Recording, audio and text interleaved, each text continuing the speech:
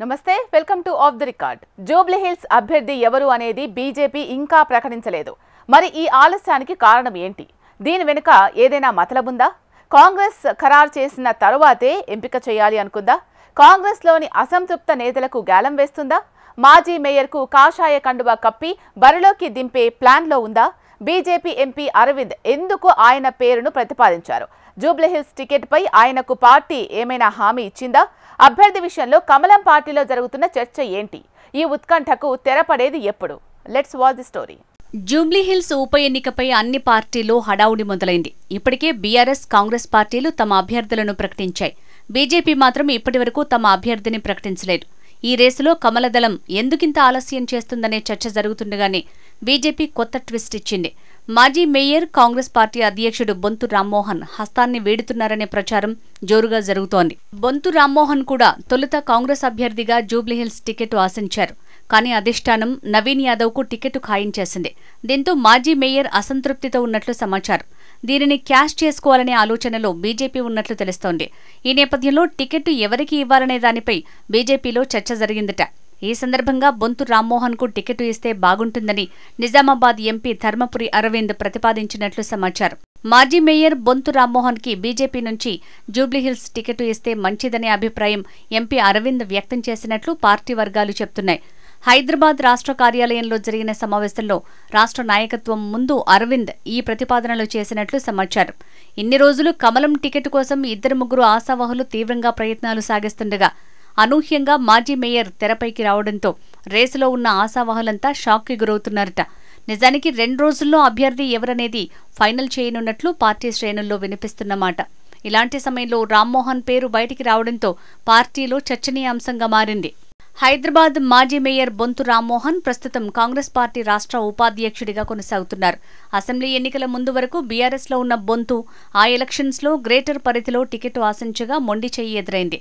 దీంతో గులాబీ అధిష్టానంపై అసంతృప్తితో రాష్ట్రంలో అధికారం మారిన 2 నెలలకే కాంగ్రెస్లోకి జంప్ అయ్యారు. రాష్ట్ర ఉపాధ్యక్షుడిగా హస్తంలో పార్టీ పదవి దక్కిన ప్రజాప్రతినిధిగా ఎక్కడా ప్రాతినిధ్యం లేదు. మాగంటి మరణంతో ఖాళీ అయిన జూబ్లీహిల్స్ బైపోల్లో కాంగ్రెస్ నుంచి పోటీ చేయాలని భావించారు. అయితే ఆయనకు పార్టీ టికెట్ ఇవ్వకపోవడంతో అసంతృప్తితో ఉన్నట్లు సమాచారం. ఉన్నట్టుండి నిజామాబాద్ ఎంపీ ధర్మపురి అరవింద్ రాష్ట్ర పెద్దల ముందుకు మాజీ మేయర్ పేరును ప్రతిపాదించడంతో బొంతు బీజేపీలో చేరుతున్నట్లు జోరుగా ప్రచారం జరుగుతోంది. కాషాయం పార్టీ జూబ్లీహిల్స్ టికెట్ ఇస్తే రామ్మోహన్ బీజేపీలో చేరేందుకు సిద్ధంగా ఉన్నట్లు కొందరు నేతల నుంచి వినిపిస్తున్న మాట. కమలం పార్టీ ఉప ఎన్నికకు సంబంధించి అభ్యర్థిని ప్రకటించాల్సి ఉంది. అధికార, ప్రతిపక్ష పార్టీలు ఇప్పటికే అభ్యర్థిని ప్రకటించి ముందున్నాయి. కానీ కమలదళం మాత్రం ఇప్పటివరకు అభ్యర్థిని ప్రకటించకపోవడానికి ఇది కూడా ఓ కారణమై ఉంటుందని చర్చ సాగుతోంది. ప్రత్యర్థి పార్టీలో టికెట్ ఆశించి భంగపడిన వారిని చేర్చుకుని టికెట్ ఇచ్చి తమ బలాన్ని పెంచుకునేందుకు బీజేపీ ప్లాన్ వేసినట్లుగా పలువురు చెప్తున్నారు. ప్రస్తుతం జరుగుతున్న పరిణామాలు చూస్తుంటే బొంతు రామ్మోహన్ కాషాయం కండువా కప్పుకోవటం ఖాయమనే ప్రచారానికి మరింత బలం చేకూరుతుంది.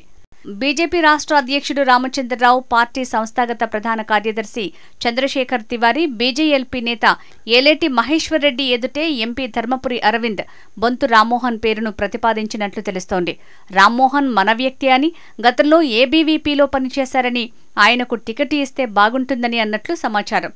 అంతేకాదు బొంతును పార్టీలోకి చేర్చుకుని టికెట్ ఇస్తే మన బలం మరింత పెరుగుతుందని చెప్పినట్లు తెలుస్తోంది. ఈ విషయంపై మాజీ మేయర్ బొంతు స్పందించారు. తాను పార్టీ మారుతున్నట్లు వస్తున్న వార్తలను ఆయన ఖండించారు.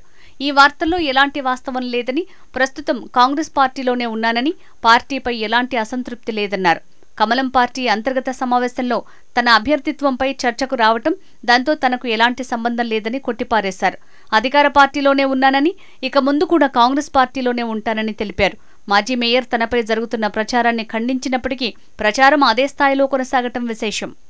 బొంతు రామ్మోహన్ కాషాయం పార్టీలో చేరుతున్నారు. ఆయనకు పార్టీ టికెట్ ఇస్తుందనే ప్రచారం సాగుతున్న నేపథ్యంలో మొదటి నుంచి టికెట్ ఆశిస్తున్న పలువురు ఆశావాహులు ఆందోళనలో ఉన్నట్టు తెలుస్తోంది.